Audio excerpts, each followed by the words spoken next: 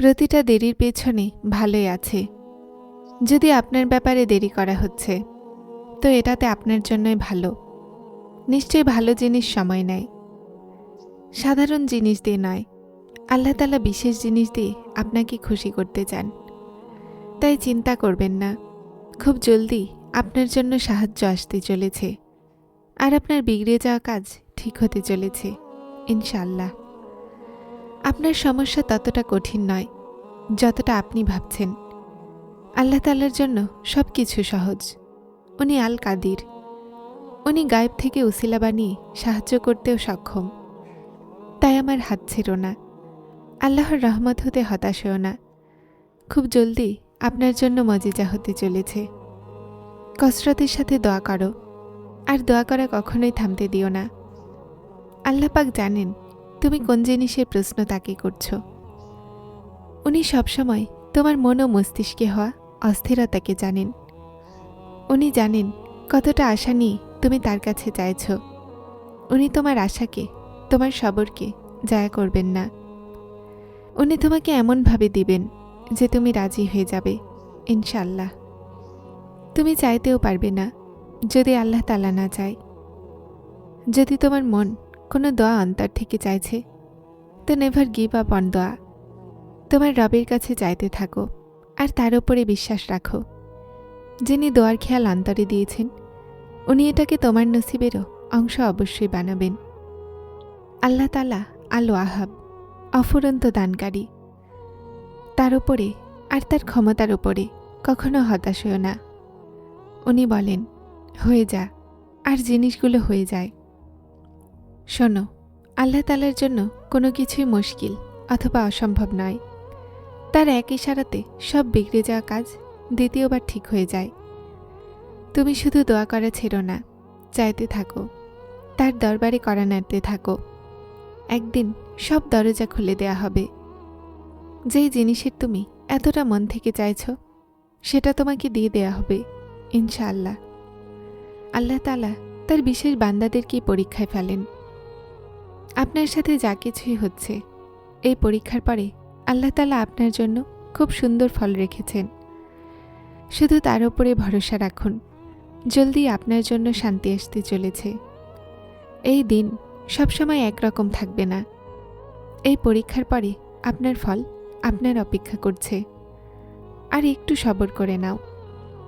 শোনো, কোনো জিনিসকে মন থেকে চাইছ, আল্লাহ তাআলার কাছে দোয়া আছে যে সেটা যেন তুমি পেয়ে যাও। কোনো জিনিসকে মন থেকে চাও, প্রতিটা নামাজের পরে, তাহাজ্জুদে, ইফতারের মুহূর্তে, লায়লাতুল কদরে, বড় বড় রাতগুলোতে, প্রতিটা সেই মাকামে যেখানে দোয়াগুলো কবুল হয়, প্রতিটা সেই ওয়াক্তে যখন দোয়াগুলো কবুল হয়, আর শেষমেশ আপনাকে খালি রাখা হয়, আপনার সেই দোয়াকে কবুল না করা হয়, তো তখন আসল পরীক্ষা শুরু হয়। এখান থেকে বান্দার আল্লাহকে ভালোবাসার আসল পরীক্ষা শুরু হয়। এখানে প্রমাণ হয় যে সেই বান্দার রবের উপরে কতটা আকীদা আর মহব্বত আছে। এখান থেকে নোটিস করা হয় ওই বান্দার এক এক অ্যাকশন এবং রিয়াকশন। সেই মনে আল্লাহ তাআলার কি মাকাম তৈরি হয়, আর কি কথা বলে সে সেই ওয়াক্তে, কি বলে সে তার রবকে, অভিযোগ করে নাকি শুকরিয়া। যারা দুনিয়াবাসী তারাও আল্লাহর কাছে প্রশ্ন করে, আল্লাহ তাআলার কাছে জবাব চায় যে উনি এমন কেন করছে। অফুরন্ত হতাশার ইজহার করে, এমনকি আল্লাহর নামাজ থেকে, দোয়া থেকে মুখ ফিরিয়ে নেয়। আল্লাহ তাআলাকে বলেন আজ থেকে তারা আর কোনো খেয়াল মনে রাখবে না, আর কোনো প্রশ্নও করবে না। আর যারা আল্লাহওয়ালা হয় তারা কান্না তো করে, কারণ তারা তো মানুষ, ফেরেশতা নয়। যে দোয়াকে প্রতিটা নামাজে চেয়েছে, সেটা পাওয়ার জন্য সব রকম চেষ্টা সে করছে, আর সেটা না চাইতে অন্য কেউ পেয়ে গেছে। তারা কাঁদে, অনেক কষ্ট পায়, কিন্তু এমন পরিস্থিতিতেও তাদের জবান থেকে আল্লাহ তাআলার শুকরিয়া আদায় করে। তারা রবের কাছে বলে, ইয়া রব, বুঝতে তো কিছুই পারছি না যা হচ্ছে, অন্তর জখমে চুরমার হয়ে গেছে, কিন্তু আমার আল্লাহ, আমি জানি এর পেছনে আপনার হিকমত লুকিয়ে আছে, যা আমার বুঝের বাইরে। যখন মানুষ ক্লান্ত হয়ে যায় সবর করতে করতে, আর ভাবতে লাগে যে এখন আমাকে দিয়ে আর সবর হবে না।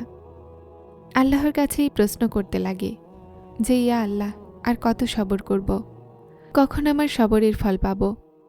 তখন জবাব আসে, তুমি কি জানো, হতে পারে সবরের ফল অতি নিকটে।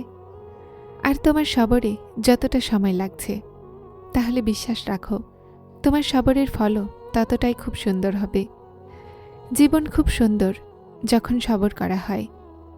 আর তুমি ভয় কেন পাও? তোমার সবর ভাঙতেই পারে না। শুধুমাত্র আল্লাহর ওপরে ভরসা রাখো। আল্লাহ জানেন তুমি কত রাত কান্নার সময় কান্না আটকিয়ে অপেক্ষা করেছ, কতটা দিন তুমি এভাবেই বসে কাটিয়েছ। আল্লাহ সব জানেন। যারা চ্যানেলটিতে নতুন এসেছেন তারা স্পিরিচুয়াল কোড চ্যানেলটিকে সাবস্ক্রাইব করে আমার সাথে থাকুন। আসসালামু আলাইকুম।